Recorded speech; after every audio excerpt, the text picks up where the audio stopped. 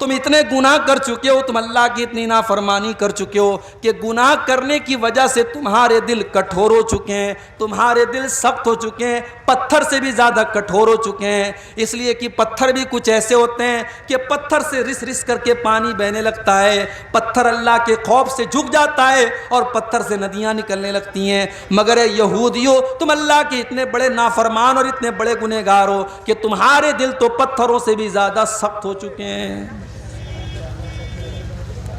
آج جانتے ہو ہم قبرستان جاتے ہیں، قبرستان جا کر کے بھی ہمارے دل نرم نہیں ہوتے، ہماری آنکھوں سے کبھی آنسو نہیں آتے۔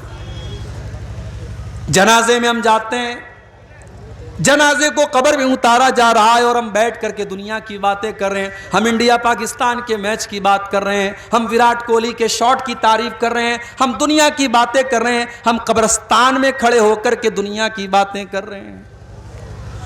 میرے پیارے ساتھیوں، یہ کتنی سخت دلی کی بات ہے۔ قبرستان تو وہ جگہ ہے جو ہماری اوقات ہمیں بتاتی ہے، جو ہمیں ہماری آخرت بتاتی ہے، مگر ہم تو اتنے سخت دل ہو چکے ہیں کہ قبرستان جا کر کے بھی ہمیں موت یاد نہیں آتی، قبرستان جا کر کے بھی ہم کو آخرت یاد نہیں آتی۔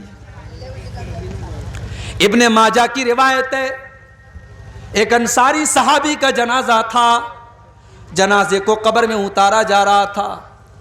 اللہ کے پیارے نبی اپنے صحابہ کو لے کر کے قبر کے ایک سائیڈ میں بیٹھے ہوئے تھے اور بالکل خاموش تھے، اور آپ اس قبر کے بارے میں سوچ رہے تھے۔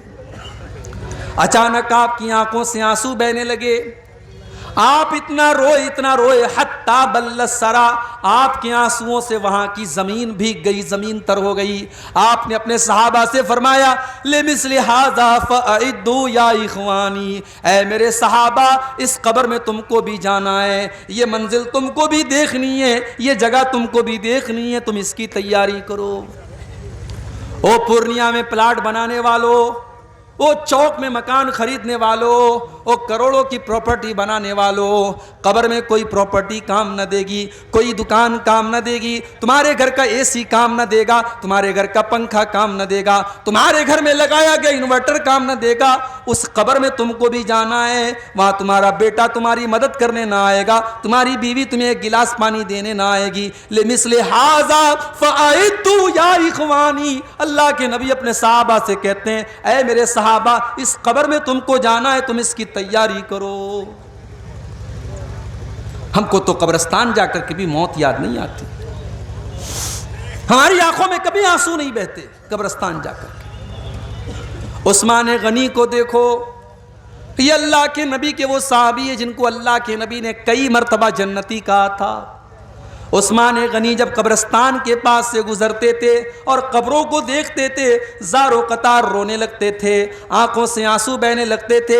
پوچھا گیا کہ عثمان غنی جنت کی بات آتی ہے تو آپ نہیں روتے ہیں، جہنم کا تذکرہ ہوتا ہے تو آپ نہیں روتے ہیں، قبرستان کو دیکھ کر کے کیوں رونے لگتے ہیں، قبروں کو دیکھ کر کے کیوں رونے لگتے ہیں؟ عثمان غنی کہتے ہیں او لوگو، میں نے اپنے پیارے نبی، اللہ کے پیارے نبی کو یہ فرماتے ہوئے سنا ہے ان القبر اول منزل من منازل الاخرہ، بے شک قبر آخرت کی پہلی منزل ہے، جس نے اس منزل کو کراس کر لیا اس کے لیے آگے کی منزلیں بھی آسان ہوں گی۔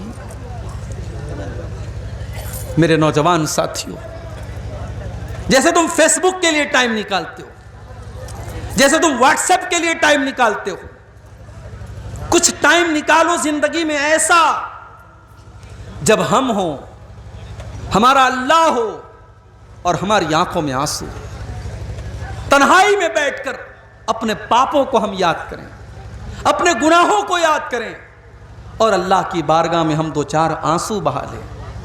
اللہ کی قسم یہ آنسو اللہ کو بہت پسند ہے۔ جس آنکھ سے اللہ کے خوف سے آنسو بہے گا اس آنکھ کو اللہ تعالی جہنم کی آگ میں نہیں ڈالے گا۔ اللہ کے پیارے نبی فرماتے ہیں لا یلج النار رجل بکت من خشیت اللہ، جو انسان اللہ کے خوف سے روتا ہے ایسے انسان کو اللہ تعالی جہنم کی آگ میں نہیں ڈالے گا۔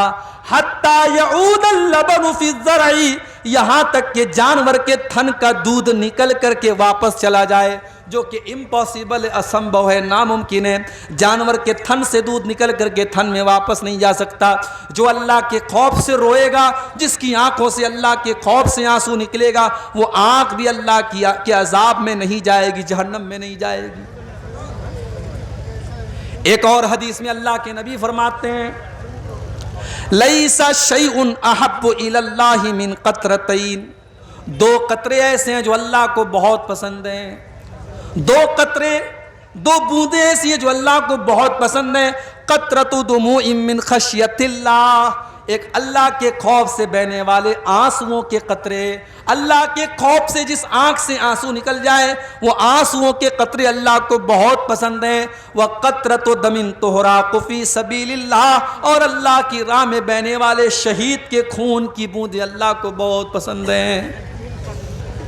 اور اس کے بعد اللہ کے نبی فرماتے ہیں کہ دو نشان اللہ کو بہت پسند ہیں. اثر فی سبیل اللہ، ایک وہ نشان ہے جو اللہ کے راستے میں لڑتے ہوئے آنکھ میں لگ گیا، ماتھے میں لگ گیا، پیٹ میں، پیٹھ میں لگ گیا، پیٹ میں لگ گیا، وہ نشان اللہ کو بہت پسند ہے. وَأَثَرٌ فِي فَرِيضَةٍ مِّن فَرَائِضِ اللَّهِ، اور اللہ کے کسی فریضے کی ادائیگی میں جو نشان پڑ جائے، نماز کا پڑھتے پڑھتے ماتھے پر نشان پڑ جائے، حج کرتے ہوئے پیر میں نشان پڑ جائے، اللہ کے کسی فریضے کی ادائیگی میں کوئی نشان اگر باڈی پر آ جائے، شریر پر آ جائے، وہ نشان اللہ کو بہت پسند ہے. اللہ کے خوف سے رونا اللہ کو بہت پسند ہے. قرآن کا 16واں پارہ اٹھاؤ، سورہ مریم کی آیتیں ہیں. اللہ نے بہت سارے نبیوں کا ذکر کیا.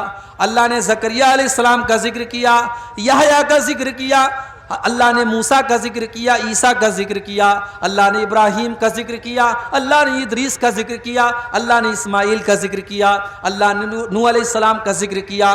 اللہ نے بہت سارے نبیوں کا ذکر کرنے کے بعد فرمایا اذا تتلا علیہم آیات الرحمن خروا سجدا وبکیا.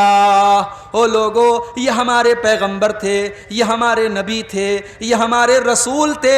جب ان کے سامنے اللہ کی آیتیں پڑھی جاتی تھی، یہ سجدے میں گر جاتے تھے اور رونے لگتے تھے. او لوگو، آج ہماری آنکھوں سے آنسو کیوں نہیں آتے ہیں؟ ہماری آنکھوں سے آنسو نہیں آتے، کیوں نہیں آتے؟